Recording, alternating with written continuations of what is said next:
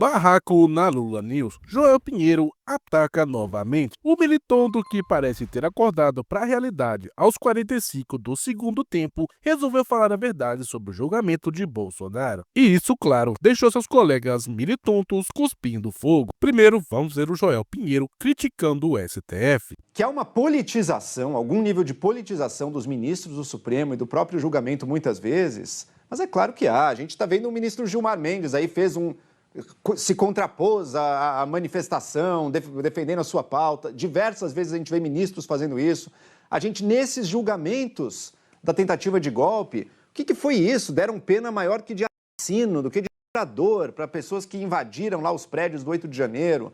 No julgamento do Bolsonaro, a escolha primeiro, de ser julgado no Supremo, segundo, apenas na segunda turma e não no plenário, um ex-presidente, sendo que os primeiros golpistas foram. Claro que cada uma dessas escolhas tem a sua justificativa jurídica, assim como a escolha contrária também teria a sua justificativa jurídica. Agora, o fato é que elas foram feitas, e foram feitas sempre na mesma direção. O ministro Alexandre de Moraes continuar julgando um caso, mesmo depois dele aparecer como alvo de tentativa de assassinato, gerando cenas, no mínimo inusitadas, em que o próprio juiz pergunta para o réu sob interrogatório: e aí, o que vocês falavam sobre mim nas suas conversas? Cenas que, primeiro, nem alterariam o julgamento de forma relevante se não tivesse sido procedido dessa maneira, mas daria aí sim uma aura, uma aparência muito mais de imparcialidade e de estrito cumprimento da lei. Eu acho que há muitas analogias válidas, não com a ditadura militar, aí não, mas com a Lava Jato. Aí sim, nesse julgamento que a gente está vendo, em que em vários momentos certas escolhas jurídicas são feitas, que pode ter certeza que serão questionadas no futuro e serão usadas futuramente, quando a maré política virar, para tentar uma reversão de tudo isso. Pois é, ele só está repetindo o que a direita vem falando desde o começo desse teatro de julgamento, mas parece que agora, aos 45 do segundo tempo, esse povo está finalmente acordando para a realidade. Bom, pelo menos alguns deles.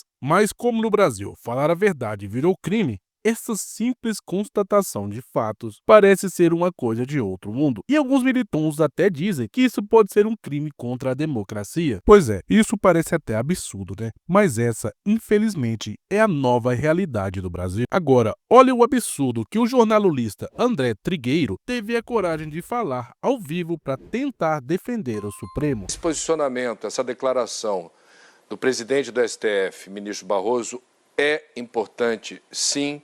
O Brasil está sob ataque aqui dentro e dos Estados Unidos. Aqui dentro há quem diga que vivemos uma ditadura, que não há liberdade de opinião e que há um dirigismo por parte dos juízes do Supremo, forçando a barra para afirmar que houve um golpe, quando na verdade não houve.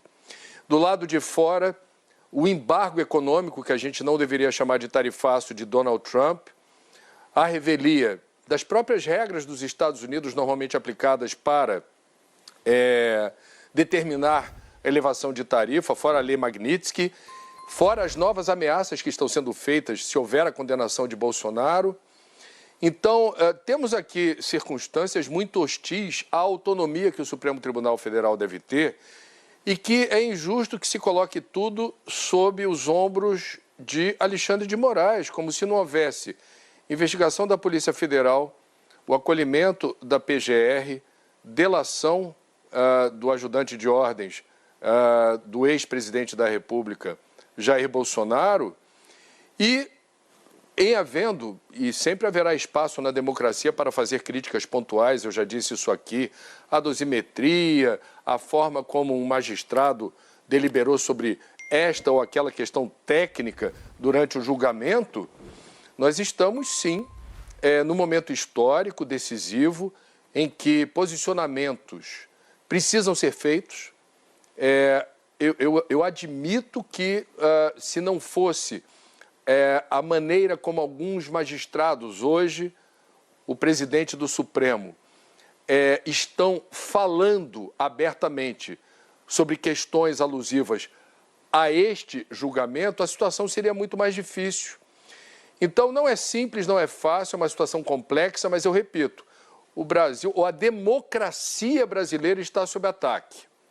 E a gente precisa ter consciência disso. É muita cara de pau. esse abraçou a pauta da esquerda. O cara tentou defender o Supremo, dizendo que o Brasil está sob ataque. Mas, parando para pensar agora, bem que ele tem razão. O Brasil está sob o ataque de um desgoverno totalmente corrupto que ainda quer censurar a população. O Brasil está sob o ataque de uma Suprema Corte totalmente política que interpreta e cria leis conforme a sua vontade, que inclusive persegue e manda prender seus opositores e quem ousar criticar sua defesa da democracia relativa sem nenhuma consequência. Afinal, quem iria julgar eles seriam eles mesmos. Inclusive, eles têm um ministro entre eles, que a gente não pode falar o nome, que está sendo acusado de vários crimes bem graves. Mas é claro, isso eles não vão falar. Aliás, lembrando aqui, o cara teve a cara de pau de falar do depoimento do Mauro Cid, o único delator do caso, que inclusive já mudou seu depoimento 5 vezes e que foi provado que ele mentiu na delação, além de, claro, ser ameaçado ao vivo por Moraes. Então, meu amigo, em uma corte séria, esse depoimento já teria sido descartado. Mas como estamos no Brasil, eles fingem que não veem o óbvio.